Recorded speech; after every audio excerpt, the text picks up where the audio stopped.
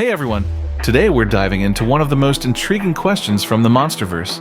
Why didn't Godzilla get injured by Shimu's ice attack while Kong got absolutely wrecked by it? I mean, come on, this is a huge deal. Both are titans, both are powerhouses, but one walks away unscathed and the other is left freezing and struggling. What's going on here? Is it plot armor? Or is there a deeper, more scientific or lore-based explanation? Let's break it down. By the end of this video, you'll have a clear understanding of why these two titans reacted so differently to Shimu's icy onslaught. So grab your popcorn, sit back, and let's get into it. First things first, let's talk about Shimu.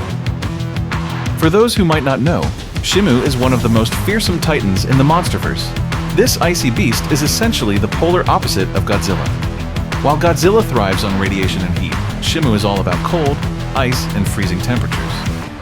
Shimu's ice attacks are no joke. They can freeze entire landscapes in seconds and even incapacitate other titans. Now, when Shimu faced off against Godzilla and Kong, we saw two very different outcomes. Godzilla seemed completely unfazed by the ice attacks, while Kong was left frozen solid, struggling to break free. So, what's the deal? Why the disparity? Let's start by looking at the biology and abilities of both Godzilla and Kong. Let's start with the king of the monsters himself, Godzilla. Godzilla is a radioactive titan, and his body is essentially a living nuclear reactor. He generates immense amounts of heat internally, which he uses to power his atomic breath and other abilities. But this heat isn't just for offense, it's also a key part of his defense. Godzilla's body is constantly radiating heat, which means he's naturally resistant to extreme cold. Think of it like this. If you've ever seen a car engine in freezing weather, it's still warm because of the heat it generates. Godzilla's body works in a similar way. His internal heat likely counteracts Shimu's ice attacks, preventing him from freezing. But it's not just about heat. Godzilla's scales and skin are incredibly dense and durable. They're designed to withstand extreme conditions, whether it's the pressure of the deep ocean or the heat of his own atomic breath. This durability likely makes him resistant to the physical effects of Shimu's ice, like cracking or shattering. Now let's talk about Kong. Unlike Godzilla, Kong isn't a radioactive titan. He's a giant ape, and while he's incredibly strong and agile, his biology is very different from Godzilla's. Kong doesn't generate internal heat like Godzilla does, which means he doesn't have a natural defense against extreme cold. Kong's body is more similar to that of a mammal, which makes him vulnerable to freezing temperatures. When Shimu hit Kong with that ice attack, it was like throwing a bucket of liquid nitrogen on a regular animal. It froze him almost instantly. And because Kong doesn't have the same level of durability as Godzilla, his skin and muscles were more susceptible to damage from the ice. This isn't to say Kong is weak, far from it. He's one of the most resilient titans in the Monsterverse. But when it comes to facing an ice-based titan like Shimu, Kong's biology puts him at a disadvantage. Let's not forget about the narrative purpose behind these moments. Godzilla and Kong represent two very different forces of nature. Kong is a creature of strength and agility, relying on his intelligence and raw power. Godzilla, however, is a force of nature, a nuclear beast that survives almost anything thrown at it. The difference in their reactions to Shimu's ice attack could be highlighting their differences in how they interact with the world around them. Kong's struggle against the ice could symbolize the vulnerability of living, organic creatures in the face of nature's extremes, while Godzilla, being a symbol of apocalyptic force, stands as an almost untouchable entity that even the harshest of elements can't bring down. Godzilla's most notable feature is his atomic energy, which allows him to regenerate tissue rapidly. His body generates immense heat and radiation, which could protect him from environmental extremes, including freezing temperatures. While Kong is vulnerable to ice because of his organic body's limitations, Godzilla's body may be naturally resistant to such attacks due to his atomic core. It's possible that the energy generated by Godzilla's atomic heart helps him maintain a core temperature that can counteract the freezing effects of Shimu's attack. Godzilla's internal systems are likely designed to handle such extremes, cold or hot, making him much more resistant to temperature fluctuations. This would explain why the ice doesn't seem to have the same damaging effect on Godzilla as it does on Kong. Kong, despite his immense size, is still a biological creature. His body functions like that of a massive primate, and he is more vulnerable to natural elements compared to Godzilla.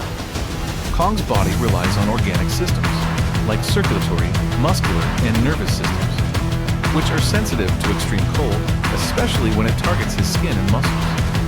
When Shimu hits Kong with that ice blast, the attack likely disrupts the cellular and metabolic functions in his body. The ice crystals could start to form in his muscles and tissues, reducing blood flow, slowing down his physical movements, and causing severe pain due to freezing. Kong is already showing signs of this damage as he struggles to regain his balance. Unlike a creature with a more resilient biology, like Godzilla, Kong has limitations on how his body reacts to extreme cold. And this attack's impact on his metabolism and energy levels is much more severe. In essence, Godzilla's body seems to be biologically equipped to resist the freezing attack, potentially due to his radioactive nature, which maintains his resilience against environmental changes, unlike Kong's more fragile biology. Now let's take a step back and think about adaptation and evolution. Godzilla has been around for millions of years, and over that time, he's faced all kinds of threats. It's possible that his resistance to extreme cold is a result of his evolution. Maybe he's encountered ice-based titans before, and his body adapted to withstand their attacks. Kong, on the other hand, comes from Skull Island, a tropical environment. He's never had to deal with extreme cold before, so his body hasn't evolved to handle it. This lack of adaptation makes him more vulnerable to Shimu's ice attacks. Of course, this brings us to the age-old debate: power scale. Some fans argue that Godzilla's resistance to Shimu's ice attacks is just another example of him being overpowered compared to Kong. And hey, I get it. Godzilla is the king of the monsters for a reason, but I don't think it's that simple. Both titans have their strengths and weaknesses. Godzilla is a walking nuclear reactor with near-invulnerability, but he's not as agile or strategic as Kong. Kong, while less durable, is incredibly intelligent and resourceful. Their differences make them unique, and it's those differences that make their team-ups so exciting to watch. Let's not forget the lore and mythology of the Monsterverse. In many ways, Godzilla and Kong represent different forces of nature. Godzilla is often seen as a force of balance, while Kong is more of a protector. Shimu, as an ice titan, could represent chaos or destruction. The fact that Godzilla resists Shimu's attacks could symbolize his role as the ultimate defender of Earth. On the other hand, Kong's vulnerability to Shimu's ice could highlight his humanity. Unlike Godzilla, Kong is more relatable. He feels pain, he struggles, and he overcomes. This makes his victories all the more satisfying. Now, let's talk about some fan theories. One popular theory is that Godzilla's resistance to ice attacks is tied to his connection with the Hollow Earth. The Hollow Earth is a mysterious, energy-rich environment that could have influenced Godzilla's evolution. Maybe the energy from the Hollow Earth gives him an extra layer of protection against extreme cold. Another theory is that Kong's vulnerability to ice is a setup for future character development. Maybe in the next movie, Kong will gain some kind of upgrade or armor that helps him withstand ice attacks. Imagine Kong with a frost-resistant suit or weapon. How cool would that be? So, why didn't Godzilla get injured by Shimu's ice attack while Kong did? The answer lies in their biology, evolution, and roles in the Monsterverse. Godzilla's internal heat and durable scales make him naturally resistant to extreme cold, while Kong's mammalian biology and lack of adaptation to cold environments leave him vulnerable. But let's not forget, Kong's vulnerability doesn't make him weak. It makes him relatable and heroic. And at the end of the day, both titans bring something unique. Whether it's Godzilla's raw power or Kong's intelligence and heart, they're both essential to the Monsterverse. And that's it for today's video. I hope you enjoyed this deep dive into why Godzilla and Kong reacted so differently to Shimu's ice attacks. If you did, don't forget to like, comment, and subscribe for more Monsterverse content. Let me know in the comments.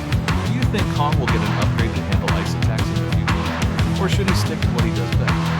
Thanks for watching, and I'll see you in the next one.